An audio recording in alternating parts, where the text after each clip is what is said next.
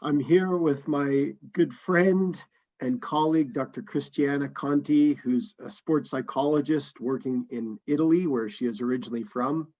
She works with athletes at a variety of levels, including many Olympic athletes in different sports. She has vast experience helping athletes prepare for things like the Olympic Games. And it's a real pleasure to speak to you today, Christiana. Great to have you here with me. Hi, Leslie. It's my big pleasure to be with you and here.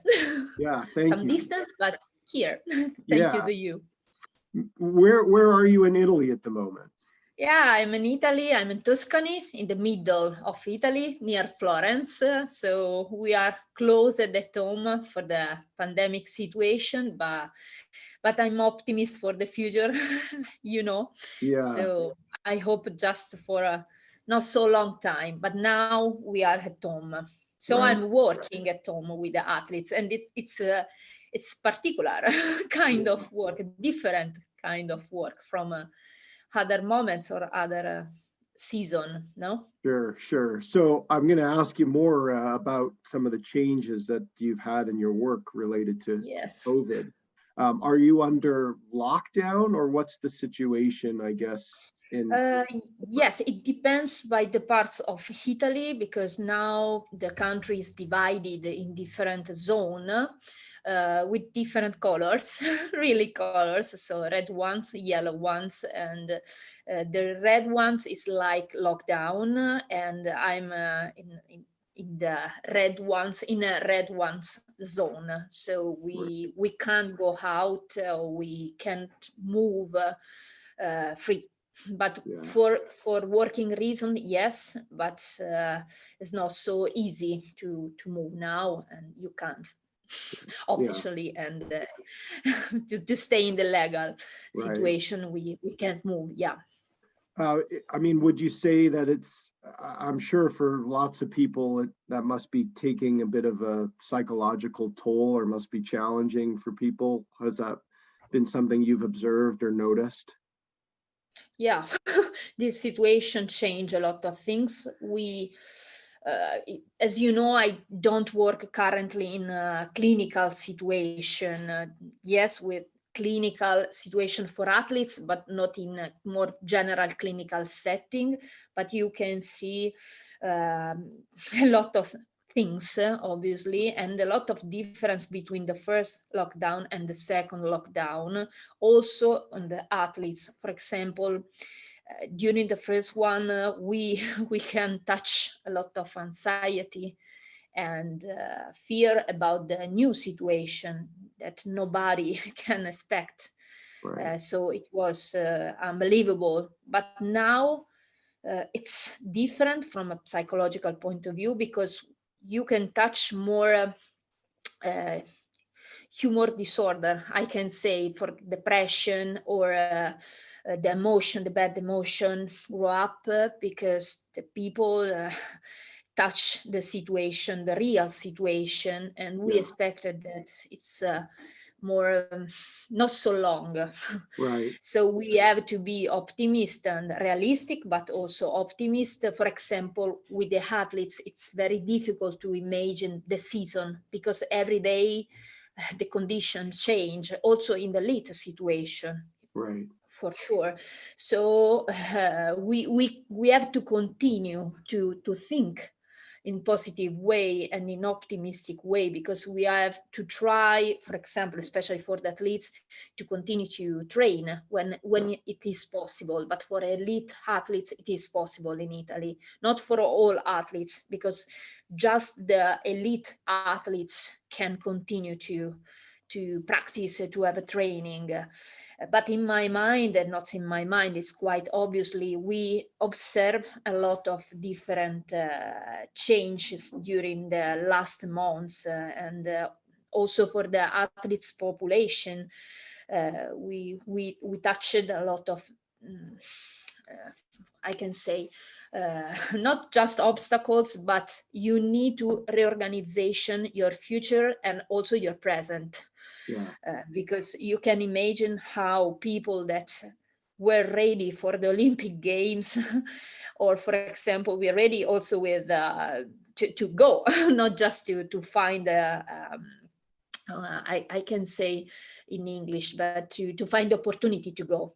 People that are ready to go, have the measure, for example, or have the speed to be ready for the Olympic, and it was unbelievable change for unbelievable situation for athletes, and more in general also for children, and also for not an elite but amateur athletes. Everybody was touched. I use touched, but I think it's not so correct. Like impacted in The some name way. from this situation. So also our work as psychologists, and in particular sports psychologists, changed. We have to find new solution, and also new way, because before I see my athletes, obviously the athletes that I work with in my office, but now it's not possible often, and sometimes it's better. It's just you can, but it's better to see via Skype or via Zoom. So something change. Maybe elite athletes are more. It was more easy because often they are in out of country or out of the place, because for training or competition, so they are more ready for this change about setting. But also for the professionals, it is a new space of reflection also about our way to work. So I want to pick up on some of those changes related to COVID in terms of how you've worked with athletes and the impact it's had in just a second. In terms of the training to become a sports psychologist in Italy, maybe you can just describe that a little bit. Yeah, it's long. It's long, but I think it's quite similar respect to other countries in Europe, especially in Europe. What I said in Italy, we use the term sports psychologist, but there are also other professions that are not psychologists but work in the world of mental preparation. But if we focus it on sports psychologist context, to be sports psychologist, you have to be psychologist before. What I mean, you have to have a degree in psychology. In Italy, exists just the title of psychologist. Sorry, it doesn't exist the title of a sports psychologist from a legal point of view. Got it. It's just a specialization. But if you call you psychology or work psychologist, sports psychologist, you have to be psychologist. So we have a order, and that ensure for you that you are psychologist. So everybody can control. Okay, it's very. It's normal, but it's important for the people and the clients that you are real sports psychologist or not, about your background. Then, for example, in my case, I am also psychotherapist, so you required other 4 years of specialization, and then if you want, you can have more courses or master in sports psychology. For example, in my case, I did a master course of 1 year master course at the University of Rome with Alberto Cei, Fabio Lucidi, and Arnaldo Zelli some years ago, unfortunately, some years ago. And I have also the opportunity to continue my training also in Sweden, because I did the intensive course of FEPSAC in Lund. So it was a great opportunity to share idea and meet other people from other countries, and also to realize what is a sports psychologist, not just in your country, but also in the world. Right. For me, it is very important to not stay just in your place, but to share idea and build a network with the other professionals in other parts, not just in the Europe, but if it's possible also in the world, because the risk is stay just on your idea or your country idea. So it's very important to be open. So a step back. To become a sports psychologist, you have to be a psychologist, and then if you want, there are a lot of university or private course to become expert or or sports psychologist or expert in sports psychology. Yeah. Uh, So that's it. That's it. yeah, it sounds like somewhat similar to the US, where if you're going to call yourself a psychologist, that you have to have training in psychology or credentials or licensure in psychology. But then, as you're saying, you can specialize in sport if that's an area that you want to go into through further study and training. And so also you mentioned FEPSAC. Just to clarify, that's the European Federation of Sports Psychology, Absolutely. right? That has classes, Absolutely. courses. Yeah. So maybe because they organize some training for the young professionals in order to build and to share the opportunity to grow up as professionals, yeah, not just in your own country, but in different country. So yeah, it is perfect for the young practitioner that would like to grow as yeah, professional. yeah. And I think that's a great thing, in Europe where people are encouraged to broaden their training and expertise by interacting, with people in different countries throughout Europe or outside of Europe as well, and to have those interactions just to Yeah. improve your skills is a great thing. Consider that also that FEPSAC has also a young part. It's not it very it's not inside FEPSAC, but it represents the young group, and it is the HENISP. HENISP, it is mean the acronyms for a European Network of Young Specialized in Sports Psychology. And I know very well because I was in the managing council for 4 years of this organization. It's an organization for young professionals. So consider for young ANISP and for less young, more expert FEPSAC. So it is another opportunity for who would like to be a sports psychologist, this organization. And I know that also for people from America or Canada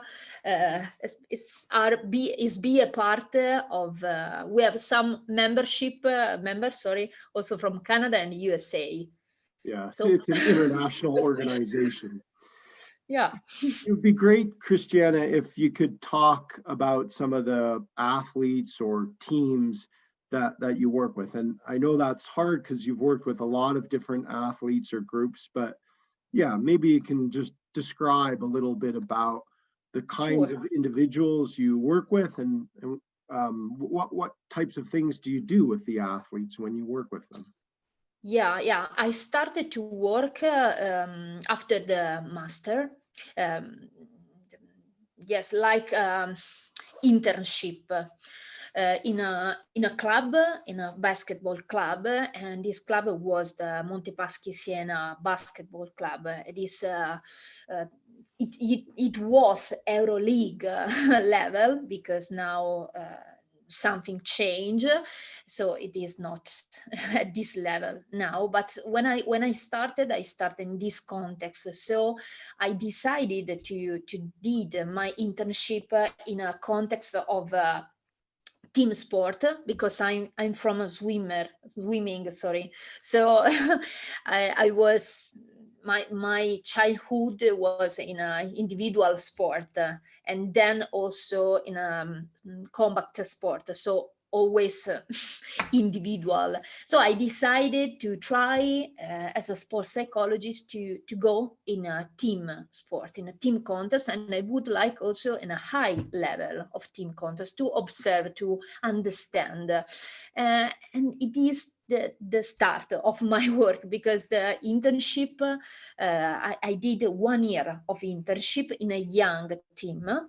So I started also to observe the senior team, and then 3 years ago, 3 years later, I started to work also with the senior team. So and I worked with the young team and also with the senior team of this club, basketball club, in different way. Because when I worked with the young team, I worked also. I work all not just with the coaches, but also with the athletes. While with the senior team, I decided to work just with the coaching staff. This is my way of work. When I work with a senior team, I usually work with the staff, because often the team change every year. So in my mind and my way to work, it's better to work with coaching staff to have more efficient in terms of time often and results. Is the best way in my mind, especially for the contest where I was. Obviously, the way of working change often, and it depends by the contest. But in that contest, I decided to work with the coaching staff, and I stayed here for some year. I changed club sometimes, but I continued to. I worked with the senior team and coaching staff. Then for different years, and it was a great experience, obviously, and I can have the opportunity to grow more as professionals, because I founded special person. What I mean is not just coaches, but also manager, and also athletes, obviously, but a lot of people that help me to be a better professional, especially with the senior team. I don't know if it could be interesting, but I met the staff just one times for a week, and we work continuously for season, so from the pre-season to the off-season. Continuously, not just when there is a problem or there was a problem. Right. So you mentioned when you're working with the senior level athletes, for example, the basketball players, that you're working with the coaching staff or the management. And the reason for that is because there's maybe less turnover or there's more stability. Whereas, as I think you were suggesting, that with the players at a professional or an elite level with basketball, that the players may be different from one season to the next. Is that right? And there are sorry. No, you go ahead. Okay. There are different reasons, obviously, when you started the work to decide what you will do and how you work. And in this context, I decided to work with the coaching staff because it was the first time that they had a psychologist in the context. So the athletes are quite worried about these professionals. It's a novelty. It's quite new for all systems. So when I was here for the first time and I have to decide with the coach how we can do and what we can do, we decide to stay in a part that less vulnerable from the novelty and from the prejudice.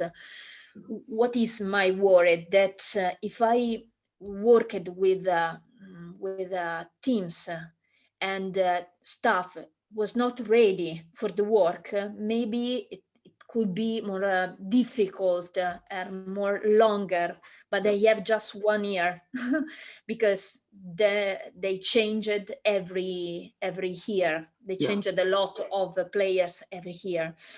Moreover, also because I know quite well the coaches, and they are new staff, but they are new staff. I coaches for different reason, for the training situation, blah blah blah, but they are a new staff, so they need to build as a staff, and also because I believe a lot in the power of staff. What I mean, if the staff is strong and unit with cohesion in mind and also in behavior, it could be very useful, and it is very important for the team.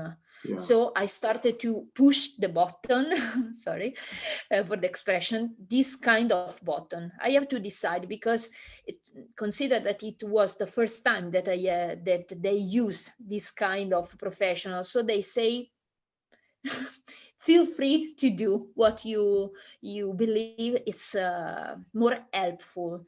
And my thoughts, I remember, were in the sense of efficiency. Yeah. I thought, what can do in the term of efficiency, and in that specific context, I decided to work with the staff. Right. And to be honest, I continued with this style. The athletes were aware about my presence, obviously. I always presented myself to the athletes, and I give them my availability for the work. But to be honest, nobody of the team called me to work when I worked with the staff. While, for example, the next year they changed the team, and often they call me for start to work. Right. So when you first started working with this basketball team, it sounds, Christiana, like you had to make decisions about how you were going to approach your work. And absolutely.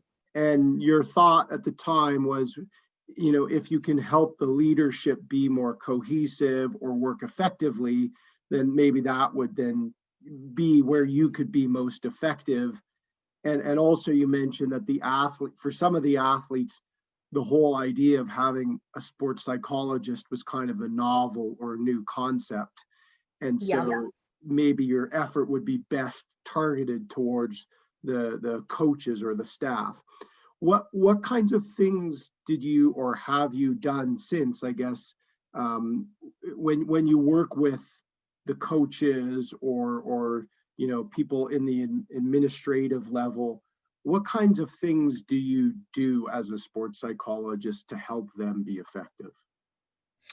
I follow process, a direction, but to be honest, I use this direction and these words also for the athletes when I work one-to-one with the athletes. When I think it's very important to show and to help the people to understand the process.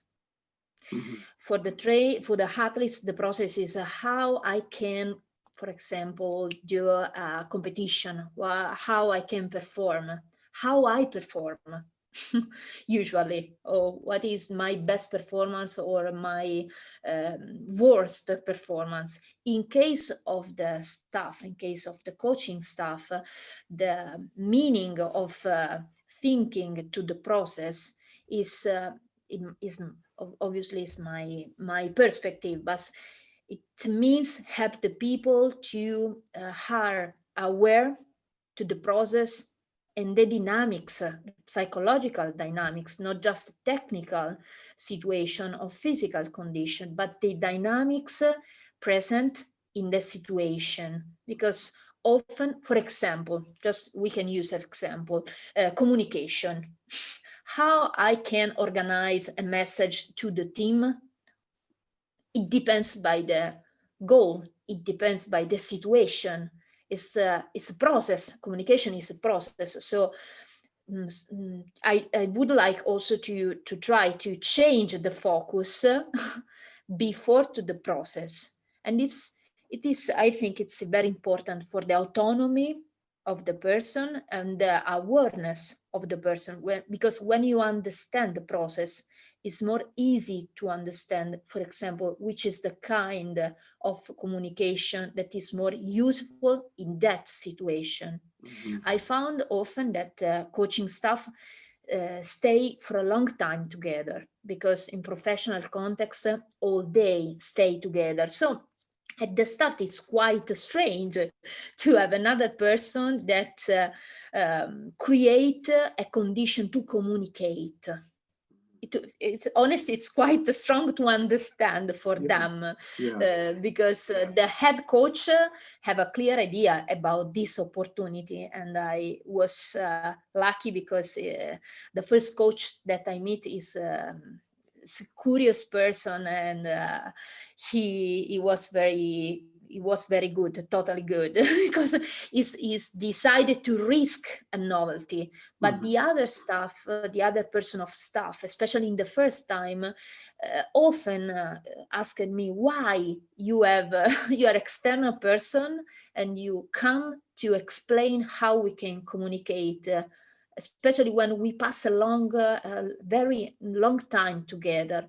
And the response, the answer is because when a psychologist, an expert, work with a team, create a condition, create a setting to focus some consideration, or focus some reflection, and help to the people to stay in a problem, for example, not to avoid from the problem. Yeah.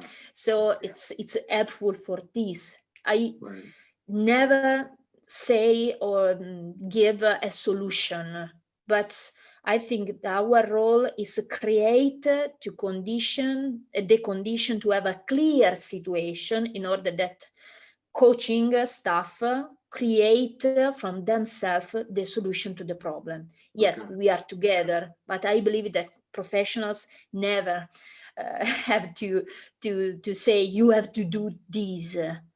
Yeah. But we decided together, or they decided after a consultation together, for example, which is the best communication, which is the best decision for the team. Yeah. So And that's moreover, yeah. You oh, go sorry. ahead. No, no, I No, go ahead. and moreover, we help them also to create a psychological lecture of a vision of the athletes, because athletes is not just physical or technical, and especially in a teams, you have not just people, but what I mean, the team is different from the 1+1+1+1. Yeah. It's different. It's a new unit. So with a professional that is expert in psychology, sports psychology especially, uh, the coaching staff can be helped to have a more clear, also, for example, the sense of fatigue, Mhm. or the sense of anxiety, or the sense of choking under pressure, Right. you know, Right. and find a new solution, not just to go out of the problem, but also to create before a condition to avoid or reduce the risk of the problem. Yeah. So to create a positive environment to performance and to Right. training the athletes. So would it I be don't know if fair it's to clear. say, oh no, yeah, it's My, very interesting. Like, would you say, Christiana, then that you provide a framework in which coaches or athletes can have discussions or to think about or self-reflect about a challenge they may be having? So you mentioned communication, or just a second ago, choking under pressure, or the athlete wants to perform well at a competition. And it sounds like you see your role as someone who creates like you said create the conditions or a yeah. framework, I guess, in which the athletes or coaches can have some discussions or can consider solutions to the challenge or the issue that they might be facing. Is that accurate? Or Perfect. yeah. the perfect words. But I also think it's interesting too that, you mentioned that you don't offer solutions. And so I'm wondering though, if a coach or an athlete, if there are instances where they say to you, okay, but what do you think? You're the expert here, Yes.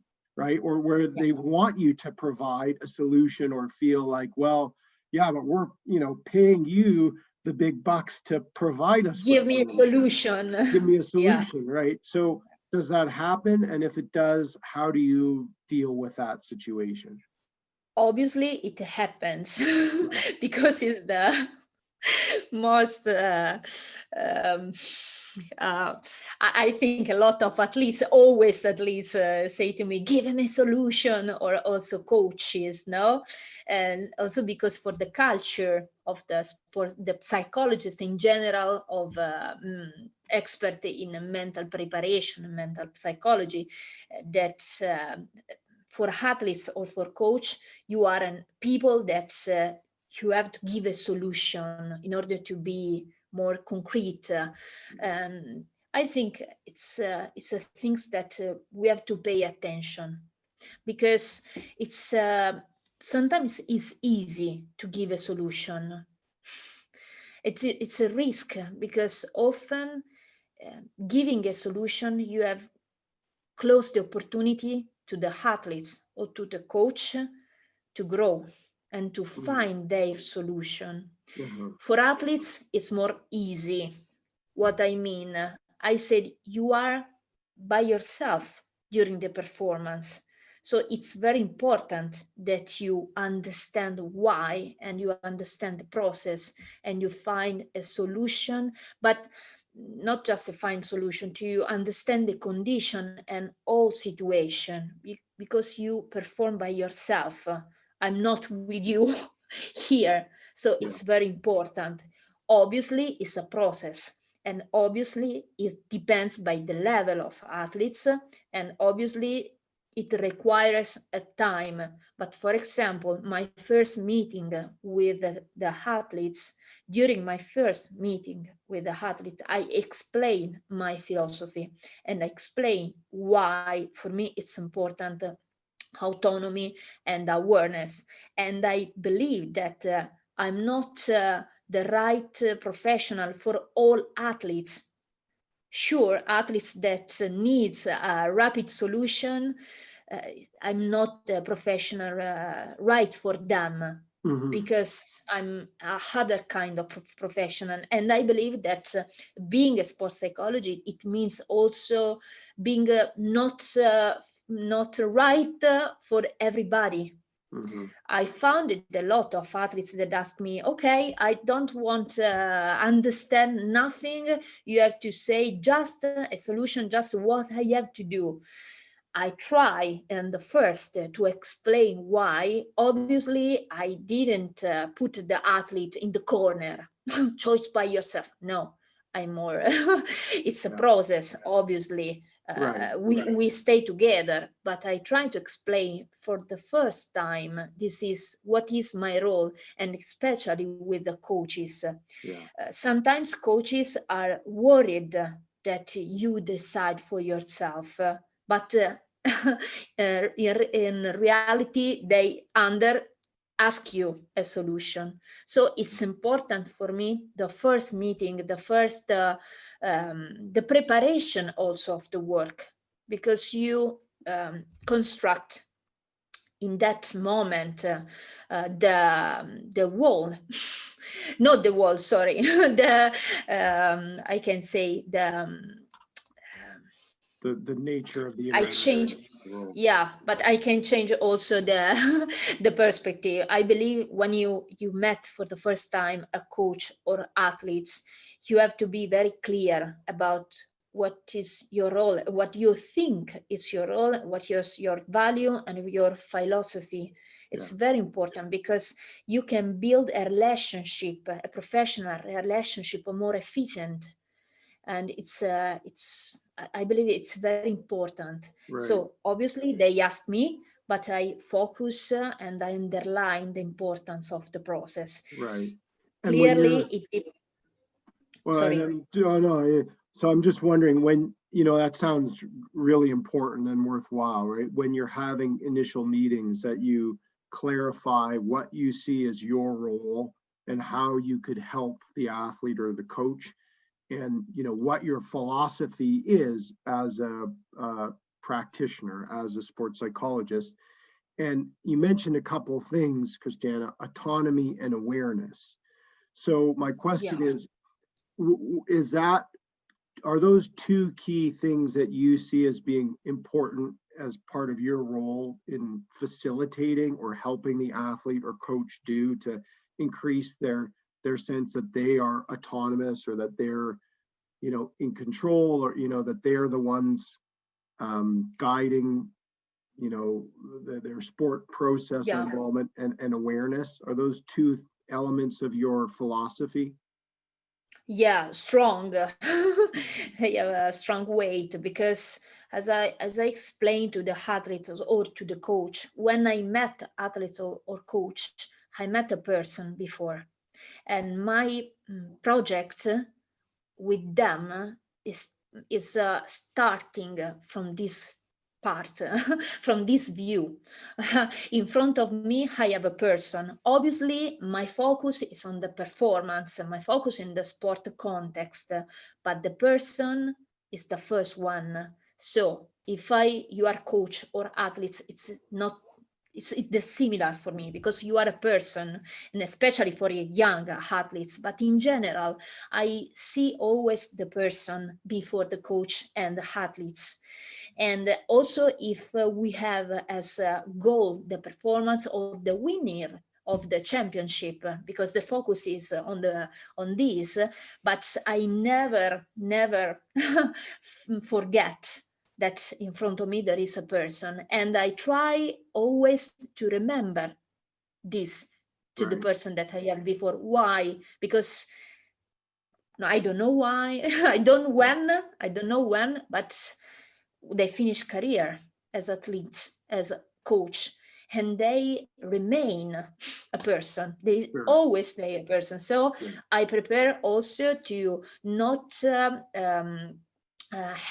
the identity and athletic identity as like synonymous. Right. They Right. are different. Yeah.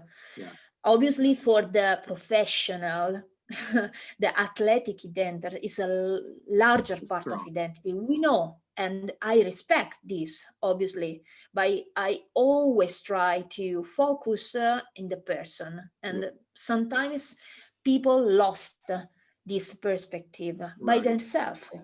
because you stay So in a week, in an hour. So yeah. it's difficult. It's very Right. difficult. So But part of your sometimes, philosophy is kind of separating or teasing out the notion that, the athlete is first and foremost a person and a human being. And while they are an athlete, your goal is to help them as an individual, beyond just their performance, or, their ability to win a championship.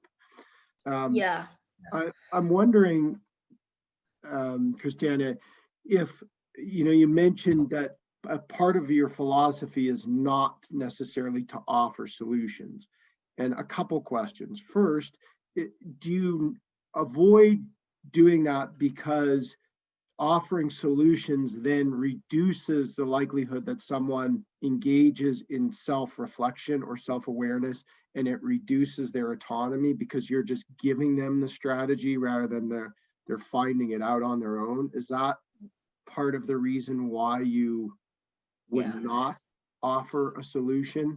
I guess that's my first question. You know. Okay. But One of the there is no problem for me give solution as a person, but as professional, yes. Why? Because in front of me I have no robot, uh, but I have a person. So I think it's not right to say to somebody, you have to do this. What I mean, obviously, in my style, sometimes I am more collaborative and more directive, but it's a style of conduction. Yeah. But the point is, for me, it's important to help the athlete to find the solution, not to act my solution. Yeah. We stay together to find together a solution, but also to understand something, the problem, because often the people would like a solution without seeing in clear way the starting point. Mm-hmm. Mm-hmm. So No? you help them to So see the starting point too. yes. What is the difficulty? Sometimes you have no time. Because sometimes people call you before a great big competition. So in my mind, the ability of a sports psychologist is also this, because you have different challenges in front of you. Sometimes you have a strong project, a long project, sorry, but often you have not so long time to help the athlete. So for me, it's very important to understand some point to work, some button to push together, obviously, to have a clear idea and clear perspective. When you know that you will work with athlete win 4 years before Olympic Games, you have a long time, so you can you can do a lot of things. But sometimes I have just 2 weeks, 1 month, 2 months, so you have to try to avoid the risk to give a solution immediately, but you know the person. As I said before, sometimes I am more directive, obviously, because the sport sometimes need it. But in general, I prefer not the people act, as I said before, my solution, by find together a solution and act in autonomy, Right. Right. and with So awareness. the idea is, or your preference is to be more collaborative than directive, depending on how much time you have. Yeah, but also by the age of the Yeah. athletes, the level, and also the capability of the athlete. Okay. With some athlete, I can go deep, and I Yeah. can't go deep with the other athlete. Yeah.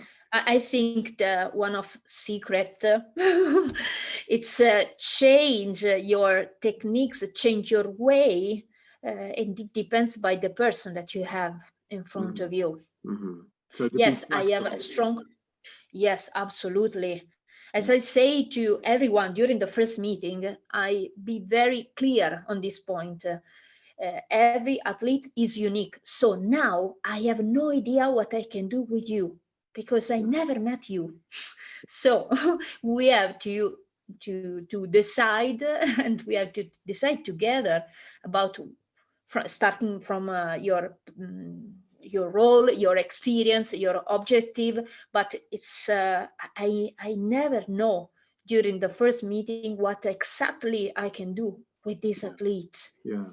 Do you find though that every athlete you mentioned is different and an individual, but I'm also wondering if it's possible or if there are sort of patterns where maybe with younger athletes or older athletes, with, for instance, with older athletes, is there maybe a greater ability to be more collaborative, whereas with younger athletes, maybe more directive, or maybe just Yeah. the opposite? It depends by the expertise level, not only by the age, but sometimes, for example, for the young with the young athletes, I I have an idea if I'm more collaborative or directive, because I change so often also with the person. It depends by the consultation. It depends by the moment. Sure. For example, for me, it's very important for the adult find moment to work quite in continuously way, and it's very difficult for the athletes. How do athletes, because they have a lot of things, but they explain for example, the importance of setting. For the young people, it's more easy, for example, to stay 1 hour with you to speak, and are more flexible. So it's very different. I liked my work also for this, because you have a new challenge every day, and every athlete. Yeah. So speaking of, the point about interruptions, Christiana, we were talking earlier about COVID and the pandemic, and obviously that's been, for many athletes and just all of us, I guess, a big disruption to, how we work, how we live. And you were talking earlier about, an athlete, for instance, who is getting ready for the Olympics, and then that's postponed, or the nature of your work, probably used to having a lot of face-to-face interactions with athletes. Now that your travel is or mobility is restricted, it sounds like your work has changed. So, I don't know if it's possible in broad terms to speak about, some of the specific changes or challenges that COVID has had on athletes or your work, or if you want to maybe think about a specific example. But yeah, I'm just kind of curious about, going back to COVID and its impact on athletes or your work with them. Yeah. So before COVID, I worked also with some young teams. So not just expert elite athletes. So different situation and different condition. For example, for young athletes, I continue for short time, because during the summertime they are out of the club, with some psychological education. So we continue to work, for example, with some suggestion of behavior during the COVID, for example, not to stay all too much time with the smartphone, or blah blah blah. Some information also in association with the coaching staff, to give them some moments to stay together in this chaotic moment, to give them some program. Okay, so we continue to work in that way. The other kind of athletes for me were very different, because some of them are people that were ready for the Olympic game, and the other kind of athletes are injured athletes, so other category. And for them, for example, yes, there is an impact for the COVID, but not so so similar for the Olympic athletes, the people ready for the Olympics. What I mean, some of injured athletes continue exactly their program. They didn't interrupt something, so it's quite not so dramatic, like reorganization, obviously, like people that were ready for the Olympic game. Obviously, each athlete is different, so are different also the reaction.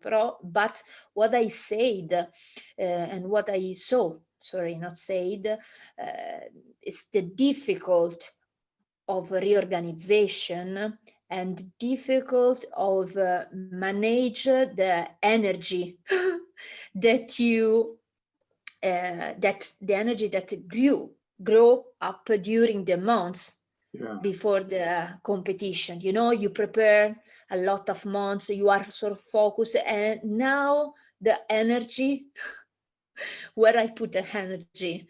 So it was important for the athletes. For example, I use a lot of relaxation training, also to try to organize a balancing between activation and deactivation,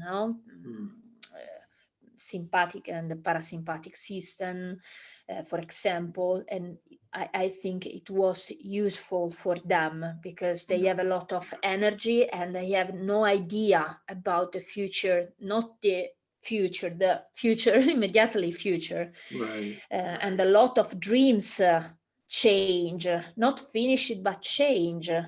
So we have to use a lot of cognitive restructuration. Yeah. Yes, Reconstruct. cognitive Or yeah. Yeah. esatto, Yeah. exactly, to stay in the moment. Yeah. I continue to work with all of them.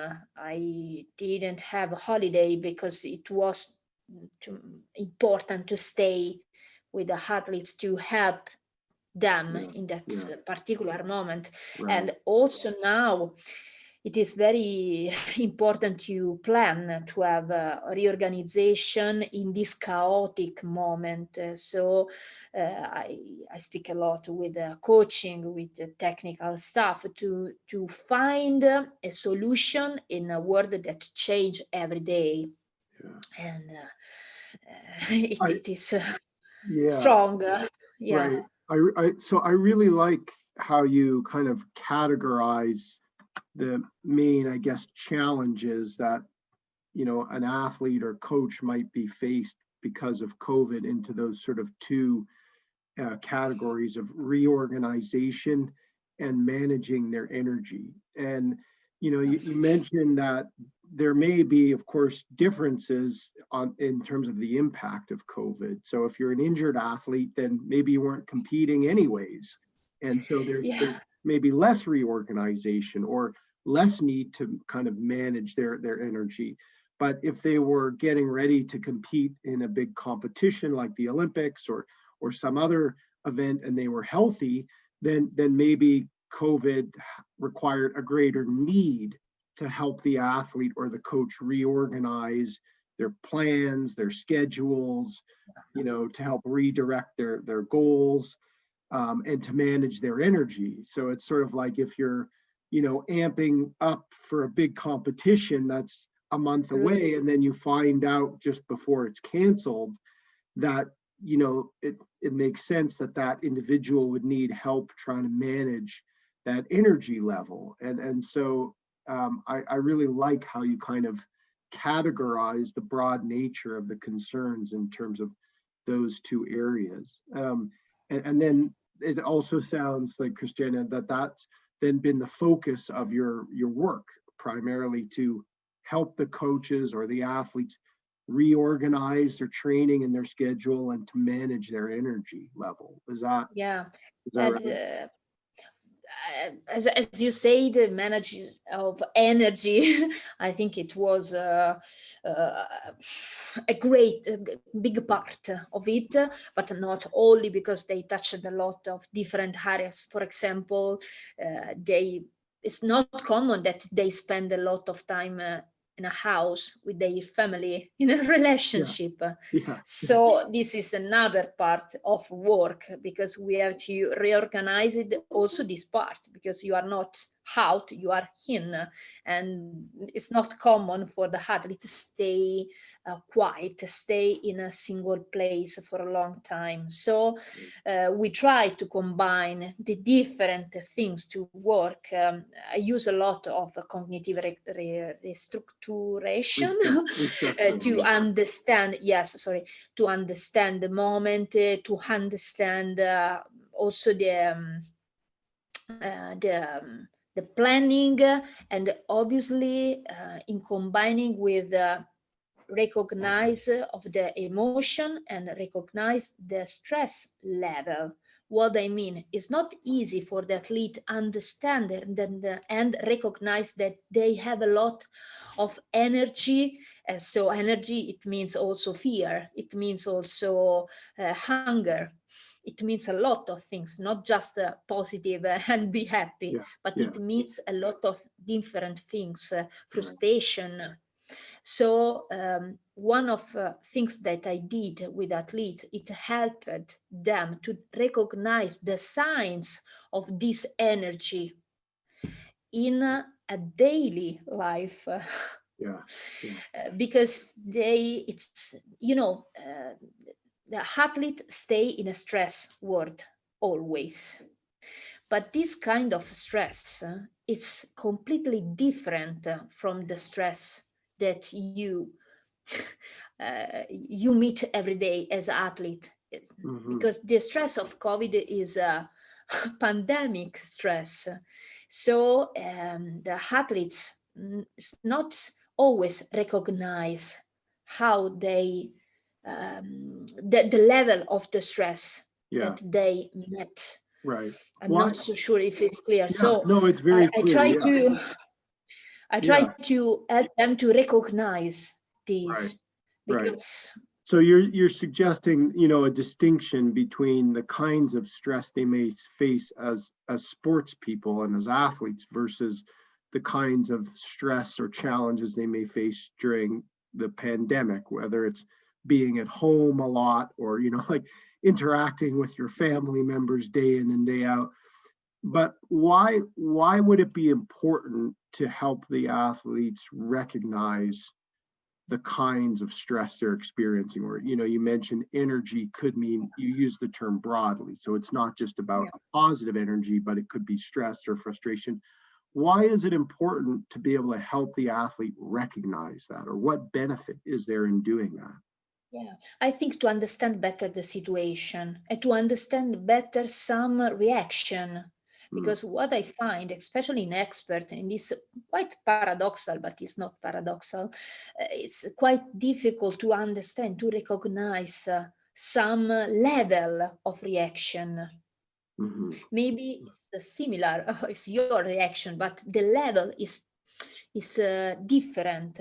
So recognize the different stress is give to you the opportunity to understand where you are, because you are in a strong sport situation. In a case, for example, of the people that were ready for the Olympic, it's strong for athletes postpone a dream.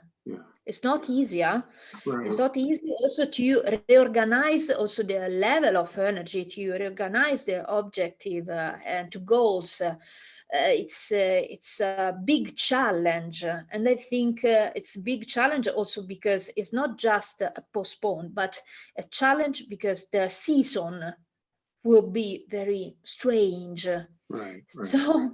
So it's difficult to manage the arousal level, for example. So if you understand better the situation, you can also recognize your reaction, and you use also coping strategy better. Okay. So sometimes would you say that athletes are not, or maybe just people in general, that it's difficult sometimes when you're experiencing emotions or frustrations to be aware of what you're experiencing and how that might impact you, and that when you work with the athlete to help them gain that awareness of how intense their emotions are or what thoughts and emotions they're experiencing, that then facilitates their ability to manage those emotions better. Is that the principle or idea? Yeah, I think that because when you understand the situation, the correct situation, not just your stress, but you have to manage also the stress of the other, because everyone were and are in a very stressful situation, everyone. So your stress is added with my stress. So you recognize the situation, and when you recognize situation, you have more control. You can control better. What I mean, you recognize that something you can't control, but you can control your reaction to the situation. So when you are more aware about your reaction, your level, the level of your reaction, you can decide if you continue or not. But you are also more, you acceptance also some part of you. Maybe it's more in mindful sense, but for example, I use a lot of mindfulness intervention for the athletes in general, not just in this situation. But when you are more aware, you can decide also how to move, how to react. And it's very important in general, and especially in this kind of context, because everything changed. So I remember a lot of athletes that stay and pass a long time of the partner. So they afraid to lose the freedom, for example, or to lose the centered. So one work is also build your center in yourself, especially in this situation. Right. So I like how you say, when you can kind of step back for a second and have a bit of awareness of, what you're experiencing, that lets the individual then sort of decide their response. And as you were talking, that kind of just made me think about that principle that sounds like, or one of the principles that guides your work, which is autonomy. And I guess if you're deciding to do something that, from the individual standpoint, that would reinforce their perception that they're autonomous, right? Or that, it's like, okay, I'm aware that this is what I'm experiencing. Now I'm in a better place to decide how I want to approach my situation or circumstance. And when you're in that position of having greater abilities to make clear decisions, that also sounds like it's then reinforcing the person's perception of autonomy, and that sort of then filters into your philosophy. It would seem, of trying to reinforce their autonomy. So I, some wonderful thoughts that you're sharing, Cristiana. This is great to get your insights and all of your experience working with athletes. In a second, I want to shift our focus a little bit to this issue of injury, because I know you've done research for your doctoral research on injury, and you work with a lot of injured athletes. But just before, you mentioned that you use a lot of cognitive restructuring with athletes. And I'm wondering if you can just clarify for, a listener who's not familiar with that idea or notion, what you mean by cognitive restructuring. What is that? When I work with injured athletes, or in general? Or just in general, yeah. Okay, general. I can use the example of injury, but we can understand for general. Sometimes, for example, as you know, the return to sport following injury is a very long process and a complex process. So the reaction and the responses are very different. And often the athletes have an idea. And this idea guides his or her behavior. So with cognitive extractions, maybe at the end of intervention, I can use the correct words. No, you're good. You're good. Okay. I struggle with that word too all the time. I stumble over it. You can, with this technique, you can have the athletes to recognize the prejudice, the false idea, the false perspective, and you can help the contact with the reality, not just with the imagination or the I can say expectative. Okay, but you help the athlete to stay in the moment, for example, because you show the situation, not what I think. I try to focus, to push the attention on the objective way. Yeah. For example, during the injury, it's often the athletes can't recognize the goal that they did, the goal that they achieve, because maybe it's too small. For example, when I have a ligament anterior rupture, for the most athletes, the first big step is returning to run. But before that you returning to run, you have a lot of very small, maybe, but very important goals to achieve. Yeah. And often my attention goes just to the returning to the run. So the other are not so important, and it's not true, because you have to pay attention, because you run just because you did this small. And Right. in this way, you can help also professionals like physical therapists that work with the athletes, because it's a Yeah. good way to have a clear framework and to also avoid false idea or Yeah. false perception, and Right. it could be very helpful for the athlete for Yeah. having um, yes a more clear uh, yes perspective of Right. their return.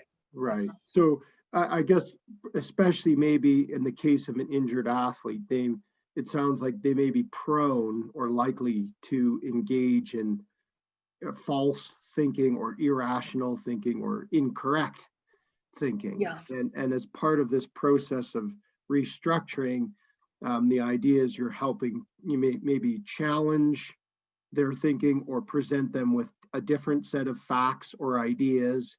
So if the athlete is like, okay, well, I'm going to be running in a week from now, it's like, well, yeah, but there's all these other things that are important to happen yeah, first, right? Or, if they think, well, I had an ACL, an anterior cruciate ligament injury, and my friend never came back, so neither will I. And then it's like, okay, absolutely, but absolutely. there's 100 other people that did come back, but they choose to look at the person that didn't, and you can say, well, but what about all these other people that did come back, right? So Yeah, yeah. just as an example, like, you're helping them sort of reframe or rethink, I guess, some of their ideas that may be inaccurate. Is that right? Absolutely, it's a perfect example. So you give to us. It's these. For Yeah. example, I work especially with athletes that are in the phase of return to sport, return to performance, not just return to competition, but in the last step. And this is very important. For example, to help the athletes to have a correct framework of returning, because during the last step this expectation or this idea are a lot Yeah. because athletes believe that when often come back to the first game they are completely ready. Yes, Yeah. they were ready for the competition, but they asked for time for being ready for the performance. And it's very important to help the athlete to work with their expectation and with their idea, for example, of returning in this Right. case. Right. So would you say that injured athletes, especially as they're trying to come back to sort of a certain level of performance, they may have unrealistic expectations? Is that Would that be accurate or consistent with your experience working with athletes? Uh, Sometimes, yes. What I mean, especially, it depends obviously by the level and also by the experience of injury, of Uh-huh. course. Uh-huh. But sometimes what happened that during the first game, for like overbombing emotion, you are so happy to come back. So you are not really in the game because you stay in the motion. So it's very difficult to have a clear idea about your performance. What I suggest to the athletes is observe the trend of the game, not just the first game, because during the first game, the first game can build not real expectation. Right. If you observe just the first competition, maybe you have strange expectation about the future, the next one. Right. Or, for example, before the first competition, if the physical trainer, the coaches help to have the correct expectation, athletes can be help, um, can be more ready Yeah. to move to the challenge during the game, because Right. we have no idea about the first game how it will be. Right. No idea from because we have no idea really. Right. Right. So, there's individuals like the physiotherapist or the sports psychologist or coach can help athletes manage their expectations, but also it sounds like you're suggesting that expectations shouldn't just be based on their first game back, but that the athlete who's returning after injury should maybe look at a period of time, right? So it's like, Yeah. reflect over 5 games or 6 games or the first month or two, and then formulate expectations based on that longer period of time rather than just one competition or the first one back. You also, Christiana, mentioned this distinction that I wanted to clarify what the difference is. You said there's a difference between return to competition versus return to performance. Can you explain that difference? Return to performance is when you return to competition when you return to the game, okay, to the competition. While return to performance, it means and it refers to the level of performance. When you perform at a higher or similar level than before you injured. Got it. And especially in the elite athlete, for the complexity of performance, for example, but also for other kind of factors, there is a gap. Yeah. There is a time that you required to have between the return to competition and return to performance. And what I observed that is for professionals is clear that there is a time, but not always for the athletes. Yeah. Sometimes when athletes come back to the first game, it's like the light turn on off. Okay, I came back, so I'm ready. Yes, you are ready for competition, but you have to work more and your body to work more to stay in the competition. So you recover, for example, the sensibility, recover the speed, recover the blah, blah, blah. It depends by the sport. But this step, it is very important to explain to the athletes, because when I come back to the first game and I believe that I finished my process, if I continue and I don't follow my, don't search my performance, I believe that I am the problem.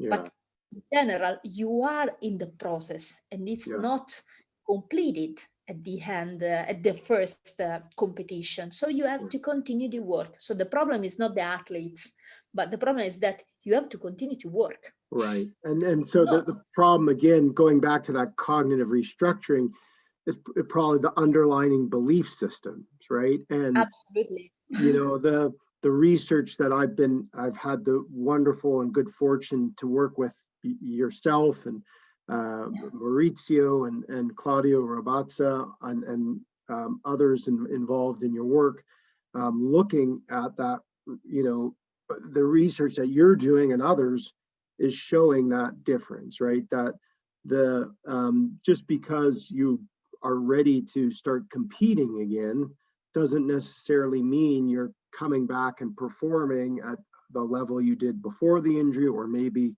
the level you want to achieve future goals. And that point you mentioned, I think, is really important, right? That it's the athlete understanding that there's work still involved to regain movement patterns and, to timing and, to regain all the things that happen in competition that they may not have been doing for a significant period of time. So, maybe you can talk a little bit about some of the research focus, your research focus, and the work that you did for your doctoral studies on return to competition and Yeah. return to performance. Be curious to hear Thanks. about more about, or share more about. Yes, it's a big pleasure because for me it was a great moment, and the great moment is all the PhD moment with my supervisors, Maurizio and Claudio Robazza, as you said. And I was focusing on a specific part of the return to sport and also to the injury because I was focusing on the return to sport. But why? Because I worked with a lot of athletes that they were in this part specific. So I would like to, and my goal was to understand how we can work also before to help to have a safe and enjoyable and also efficient return to sport. So Yeah. we focused especially on the time before. What I mean, how it was the rehabilitation and how the psychological responses of during rehabilitation, likely emotion, like cognition, like behavior, impact on the return to sport, because it is clear that return to sport is not isolated by the previous stage. So for having a good return to sport, you have to work immediately. What I mean, exactly after being injured, you start to work for the good return to sport, not just in the hand. Yeah. So from the practitioner point of view, it's very helpful to create a good process and create the condition to help the athletes. The athlete is the center of the process. Also, in this case, autonomy it is important for me. But anyway, also professionals have a big role Mhm. to help the athletes during rehabilitation and during the return to sport. Right. Athletes meet a different kind of profession. For example, for the first time, you meet especially physiotherapists or doctors, then strength and conditioning training, then coaches. Often, the psychologist works for all process, but Mhm. more in general, each steps it means different challenges. Mhm. So it requires a different intervention. Mhm. But for sure, if you work in good way during rehabilitation, you have more possibility to have a good return to sport. Right, right. So it's not, you That's know, yeah, it's not just like, even though the focus of your research or maybe the ultimate goal of an athlete or coach is to have the athlete return to a high level of performance, that only occurs as a product of all the preceding things that happen during the rehabilitation, or as you mentioned, really right from the time the athlete gets hurt, and maybe their thoughts and their emotions and their behavioral responses, how they're coping or what they're doing or not doing, that impact their recovery, and then down the road the effectiveness of their return to sport. You also mentioned challenges may differ as a consequence of the different phase of one's recovery. So let's just use the example of the ACL injury, which has a longer recovery. What might be, based on your research or based on your vast experience working with injured athletes, what might be challenges across different phases of recovery, I guess, from a psychological standpoint? yeah. As you imagine, for the first step, the acute phase, what I mean, after the injury, the challenge, the big challenge is the management of the pain, Mm, okay, and management of something that you don't think that you will meet. It's quite incredible for the athlete to being injured sometimes. Also because sometimes it occurs when you are ready, when you are okay with your physical condition. It happens sometimes. So it's quite strong to understand. So the challenge is manage the pain and manage the quickly change of scenario of your Yeah. life. So the fact that it's unexpected, right? Is exactly. Yeah. Obviously it depends from the injury because they are different kind of gravity severity of Yeah. injury, so it depends. But if we think a long rehabilitation for example ACL, no, during the rehabilitation you have to find the challenge of up and down, emotional up and down, and adherence of the treatments, and the difficulty also to do the same things for a long time. What I mean, sometimes athletes say to me, it's very noisy, boring. It's boring to do the same things, the similar things for a long time. Right. So it's from our perspective, the motivational techniques in this situation are very crucial to the process, no? Yeah. And sometimes one other challenge, one other challenge important is the isolation of the athletes during a long rehabilitation. Yeah. So it's common because the sport is a show that must go on, we can say, no? So the season continues, the staff and teams continues, and sometimes athletes remains alone. So it's very important to create a connection, and creating connection via phone, for example, or face to face, or help to the athlete to not stay too much out Yeah. of his context, no? Right. Clearly it depends by the situation, but you have a lot of opportunity to do that. It's important to focus the athletes, to don't forget the athletes. I use strong words, but sometimes athletes say to me that that the perception being They feel forgotten. forgotten. They feel Yeah, forgotten. Yeah. yeah, So just yeah. going back to your example of, it's a long rehabilitation and the athlete is doing, the same repetitive exercises that may be boring and they're losing motivation. Let's say that's the circumstance. And or you observe, or the athlete says, I'm just struggling, like I don't feel like doing this anymore. It's boring and I don't feel like I'm getting anywhere. What would you do? And I'm just curious, I guess, again, to sort of get a concrete sense of the approach or how you might work with the athlete in that circumstance. Yeah. Just a step back. I work a lot in collaboration with physical therapists and strength and conditioner trainer.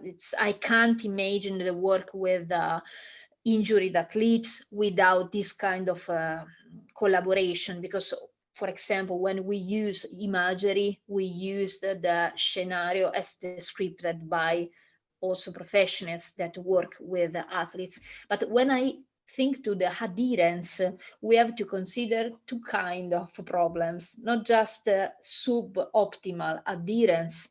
And in that case, I underline the importance of this factor for the help, the hand for the Right. return to Yeah. sport Okay.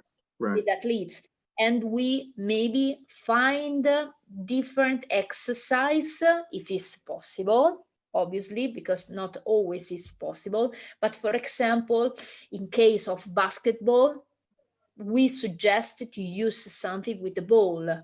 something with the element of the sport when if it's possible, because maybe often and the first time of rehabilitation is not possible, but when if it is possible to um, to use something near to the sport, a specific sport, And the other problem of adherence is the over adherence. Right. What I mean, when you met athletes, there is that have passion with their sport and a mentality, strong mentality, that it is perfect when you are athletes, have a strong mentality and effort and blah blah blah, it's perfect for us. But during the injury you have to pay attention, because sometimes you have to rush. Okay, so in that case we explain the importance to have no rush, but to stay in the moment in what physical trainer or strength and conditioning training, it depends by the moment, asked to them. So with professional, we use the techniques of communication, because one communication or another kind of communication create a different vision also of adherence. And for example, it's very important that also coach underline the importance of adherence. Yeah. So it sounds like there's a lot of education and communication about the importance of, not doing too much if you have the athlete that's really ambitious and, sort of applying the athlete mentality that they usually have to the rehabilitation can be good, but only to a certain point, right? If they're trying to do too much too soon, then maybe they need to be educated about the downsides or negative consequences of trying to rush, or if they say, oh, well, the physiotherapist gave me said do 10 repetitions, I'll do 20, then, telling them that might set them back. Whereas for the athlete who's saying, I'm struggling to do the 10 exercises that I'm being given, or I don't see any purpose, to give them education about under adherence or not doing the prescribed amount and how that might affect their outcomes. So, and it also sounds like you have a lot of interaction with strength and conditioning coaches and other members of the sort of rehabilitation team or group. It is fundamental for me, because, for example, I use a lot of imagery techniques for that with athletes, but the script of imagery, I didn't decide the script of imagery, but I built the script of the imagery in collaboration with the professionals, in case physical therapists or, for example, strength and conditioning trainer that work with the athletes in this moment. So it is very crucial working together, also because a different communication have a very bad consequence in the athletes. What I mean, if I say A and the other person say B, it's complicated. So cohesion and the similar communication, respecting the different professional, of course, the board of different professional, but it is very important for the athlete to understand that he's in a process where people work together and have a same direction, have a clear communication. This is why I believe it is crucial working together. Right. So you're giving consistent information to the athlete based on your communication with the other, specialists or experts who, can help guide that process. In terms of imagery, and I know you said, Cristiana, you change maybe the script that you use depending upon the athlete and their, what they need or the information you get, maybe say from the strength and conditioning coach. Maybe you can describe an example or two of how you use imagery and why that imagery is helpful for the injured athlete. Yeah. Honestly, there are different kind of imagery that you use during injury. What I mean, different kind. imagery with different scope, objective, obviously. So in the first time you can use a healing imagery when you imagine some reconstruction of muscles and blah blah blah.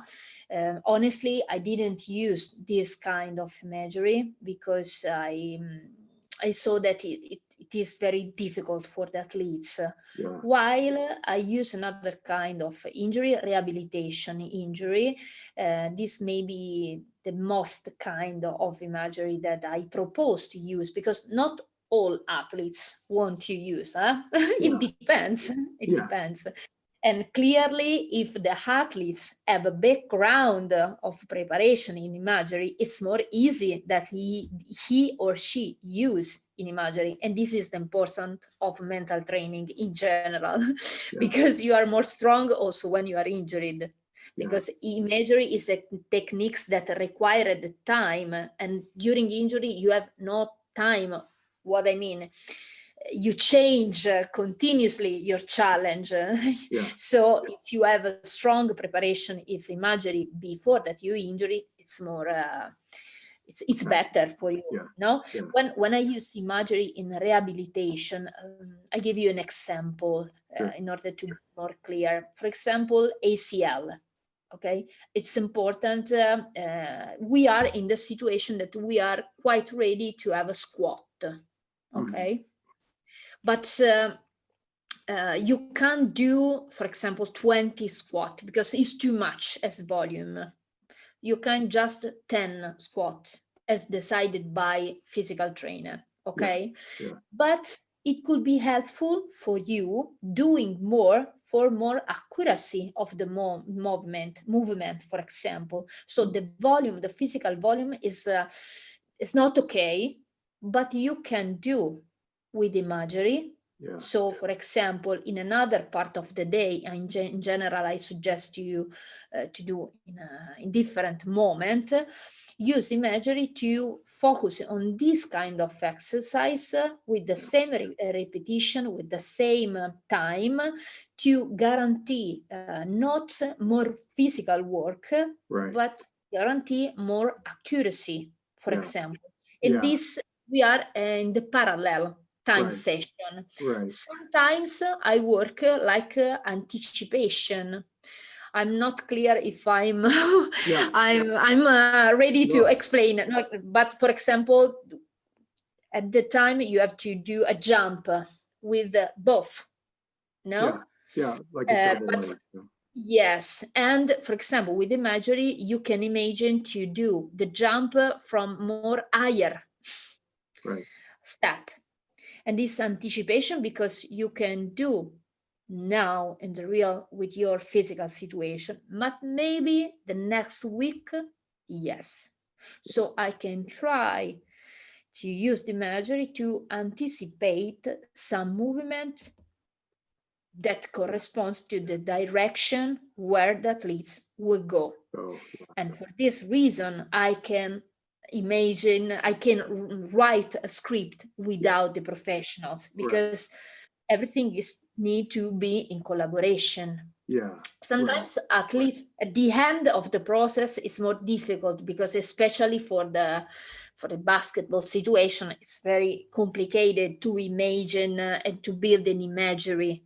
So you help, we work with the other practitioners to help build the scripts so that you can walk the athlete through some of the things, for example, that they might be doing in the near future. So like, let's say they're about to, the physiotherapist says, well, they're about to progress to like a box jump, right? Exactly. And this is what they're doing now. They're like doing these squats, but they're going to be progressing to some jumps, and then from jumps they're going to progress to box jumps. And so the imagery will help with the anticipation and maybe the confidence, right? That they'll see themselves doing it and have that anticipation or the belief that, okay, now I can do this next step in the progression. And the sense of control. And the sense of control, right? But it also sounds like the imagery, I mean, you mentioned has, could have many purposes depending on the athlete, that, maybe you're getting them to imagine themselves doing a squat and seeing themselves use proper technique. So, I love the example you gave where you said, the physiotherapist maybe says, okay, you can only do 10, but later in the day they can still imagine, well, yeah, but I can, still imagine myself doing 20 or 30. And when I'm imagining it, I'm seeing myself using the technique, right? Like how I'm balancing or what I'm doing to make that squat effective for when they do their next rehabilitation session. Yeah, yeah. So yeah, it sounds like a great tool or strategy, particularly for the injured athlete, where, as you said, they may be limited in what they can Very, physically do. very flexible with the different athletes. Honestly, I have to use this tool with a strong attention to understand what is the tool adapt for this kind of athletes in that moment, Right. because it's very uh, particular, and Right. each athlete is unique. We Yeah. said a lot of time, and we Right. repeat for always, and especially when we use imagery, it's a great tool, but you have to use with attention to be efficient. Yeah. No, to Yeah. choice, also because you can't ask to the athletes to do a lot of things in the ideal world. You have to stay in the real world. So you have to choose some direction that you believe is more effective than other ones. Yeah. Yeah. Are there other strategies? I mean, you've talked about some great tools or things that you might use, whether it's the imagery or cognitive restructuring or education and information and communication. Are there other, I guess, strategies or things that are important to facilitate the recovery of Yeah. injured athletes that you use or that are important for other providers to try and implement? Yes, I use always and underline the importance of having a good goal setting. Mm-hmm.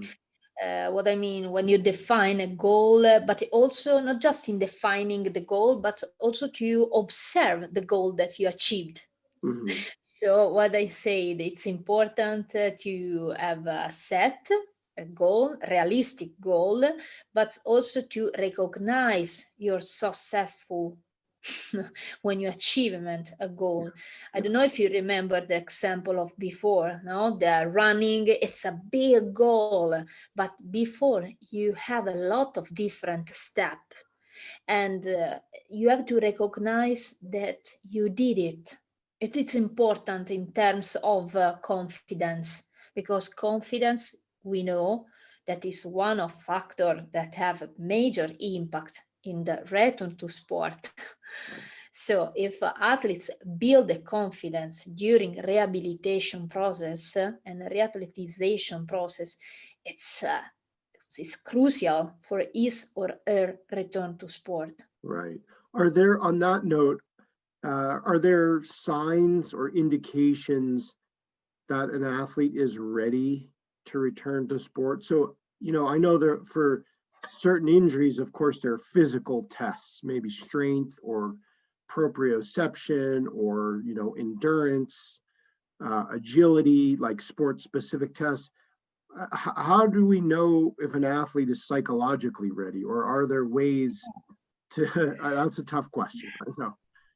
Are It's there, not easy. yeah, It's not easy. I think it's very different if you know the athletes and you follow and work with him or her during the whole process, or you meet the athlete just at the end. It's very different, no? Because in the first case you have the possibility to monitor and to see the variables and dynamics of emotion and cognition, so you can express about your idea about psychological readiness more clearly and more honest way. Sometimes I met just at the end the process, so it's difficult to understand if athletes is psychological ready or not. But I use the science and the study and the research because some of them explain the importance of see if the positive factor like confidence or motivation, if there is a high level of this factor that have a positive factor respected to the return to sport, or low level of factors that can act as obstacles in the return to sport. What I mean, for example, fear. So in general, I observe this kind of situation. I like underline the presence and the building of the confidence during the process, in contrast to avoid to observe the level of fear, because I believe in the construction of the positive. But sometimes I met people that are full of fear to have a new, for example, injury. And in my case, often I work with EMDR techniques. Yeah. EMDR, I don't know. EMDR, is that what you said? Yes, eye movement desensibilization and reprocessing. And it's techniques that works with trauma. So in that case, in some case, when emotion are too much, fear are too much, I find a good solution for myself, a sports psychologist, working with these techniques.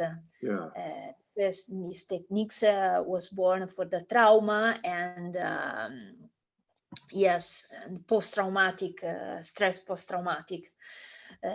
So it can be very helpful in this situation. But in general, I observe this direction. The factor that help the athletes to have a good return, the positive help are high. It's okay. The level of factors that obstacles are higher than the other one. Pay attention. Right. Okay.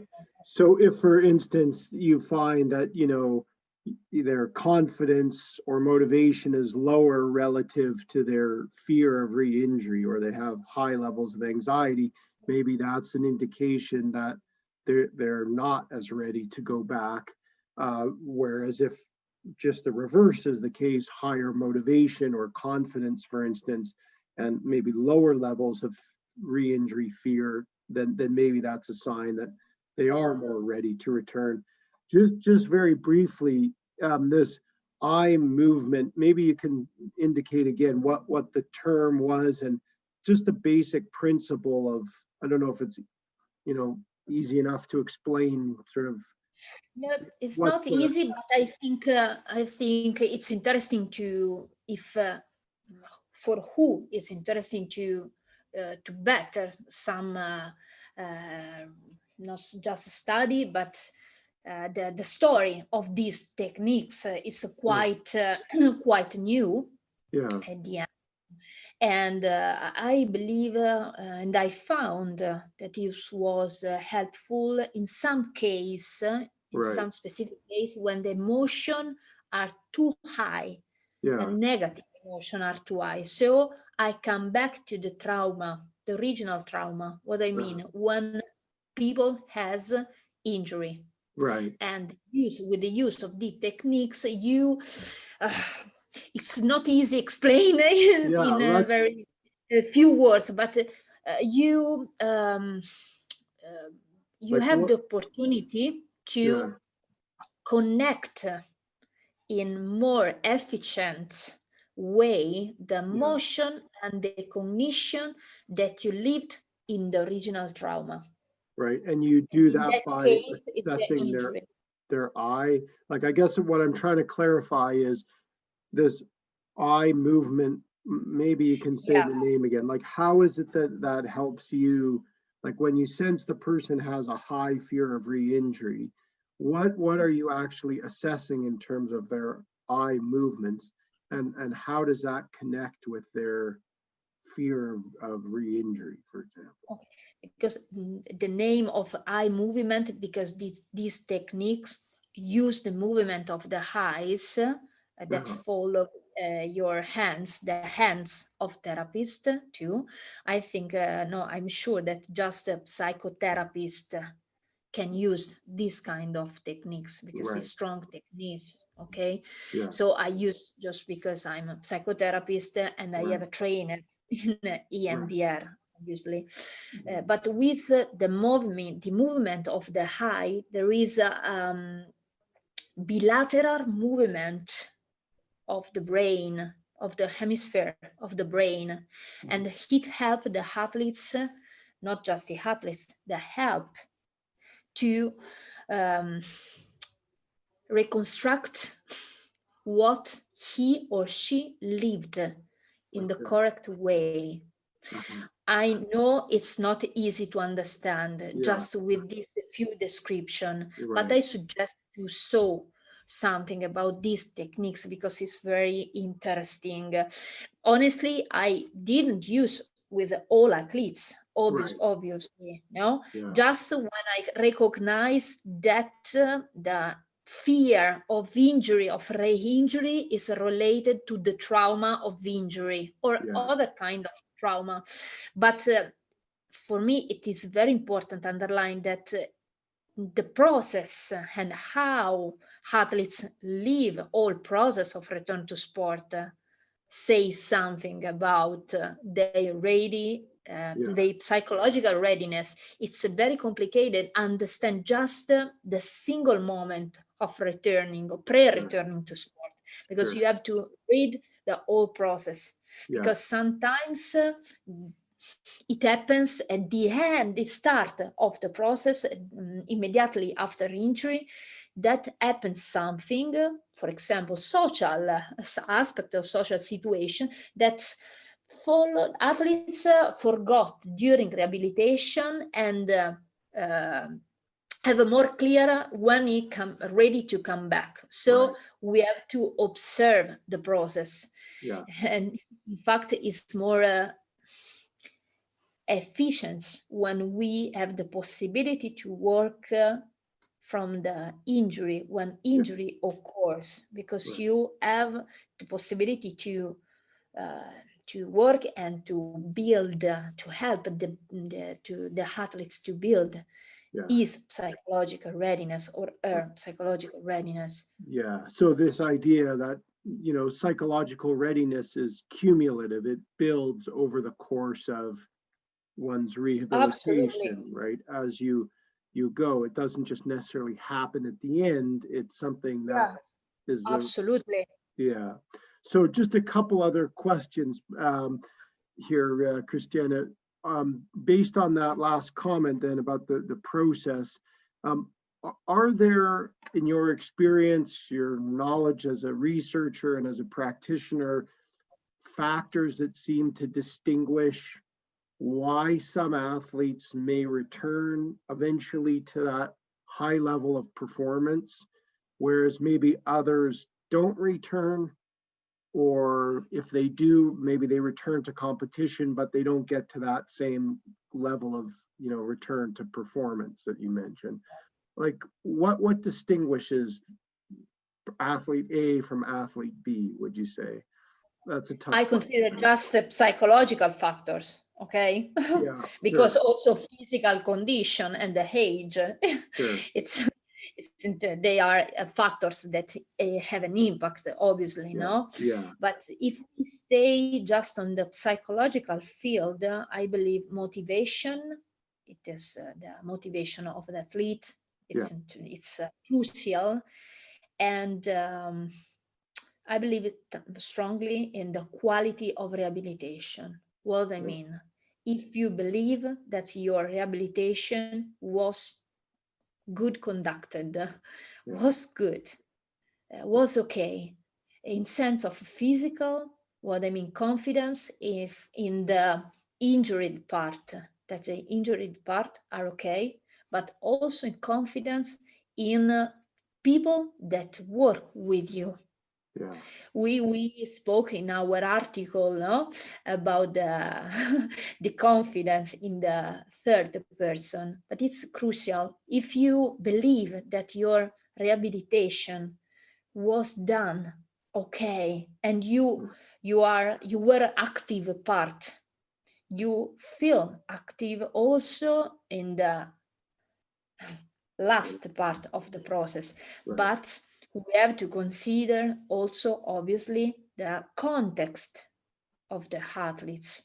What I mean, sometimes athletes are ready, but the context don't give the opportunity to express themselves, or we live in a culture that asks immediately, that quickly a return, and Yeah. this it can have a negative impact in the possibility to come back, because to come back require the comeback requires times.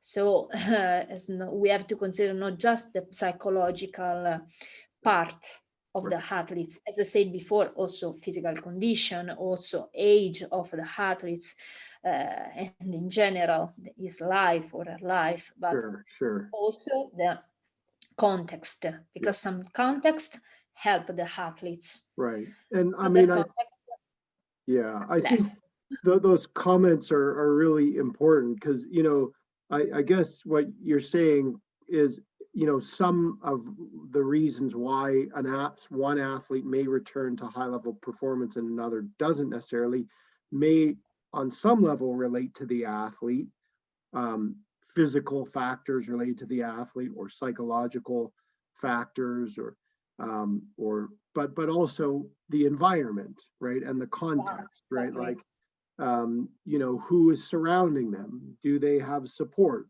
or do they, as you're suggesting, believe in the abilities of others around them, right, do they have confidence and trust in the quality of the rehabilitation environment or the people, the coaches, the strength and conditioning, all these people, does the athlete trust and believe in their abilities?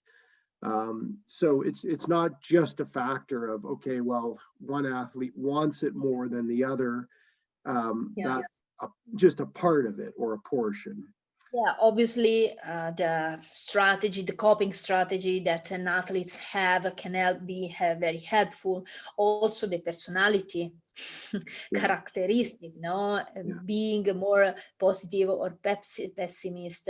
But in general, I found that when the athletes before injury is mentally prepared for the game, is prepared also for the injury, right. because what I expressed to athletes, sorry for the lapsus, to the athletes, that injury is a part of career.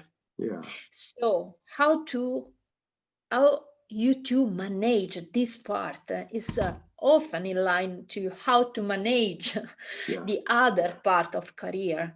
So right. what I found when I follow an athlete that before have Yeah, at the training, in mental training, they are more strong also in management of injury. yeah, right. Clear, having a strong family also can help. A Yeah, good relationship can help, right. for sure. Yeah. But So it is interesting, this this way, this yeah, perspective, an injury not just as a whole yeah, yeah, of career, but is a part of right. injury. And especially for this, I suggest always to the athletes to, during the process, but especially later, to see in a how way the injury help to them to be a better athletes, Right, right. to say to find what you learn Yeah, when you are injured. right. It's complicated during the process. Yeah, After, later, right. Right. So with during the benefit of time and space, when they're a little yeah, bit more distanced or removed, that maybe they can reflect on what they've learned from the injury that might help them with other aspects of their sport or life beyond injury.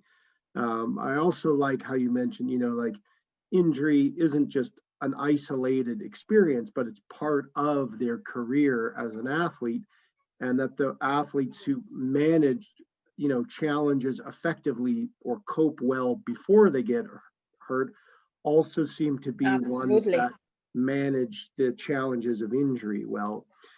Yeah, those are wonderful thoughts and insights. My last question here for you, Dr. Conti, is if you were, and I guess it's sort of along the lines of gaining some benefits or learning from the injury, if you could share one piece of advice, and I know you don't like to offer solutions, but if But you were, now we yeah, if you were to share, I guess, a suggestion, maybe that's the way to frame it.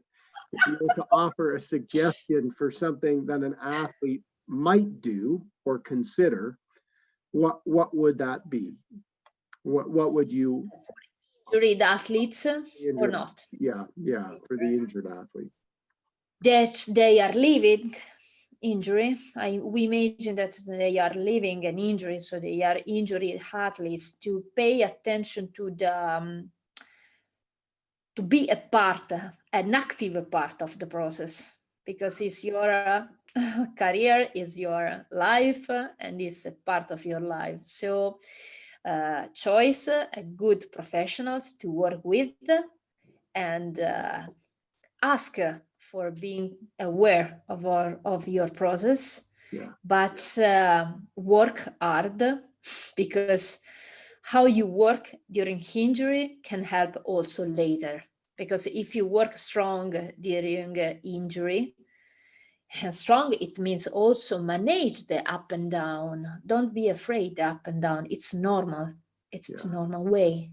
But yeah. stay, surf the wave, we can say. Right, right. And it can help also for being a better athletes, but not just athletes, better person Yeah, later. yeah.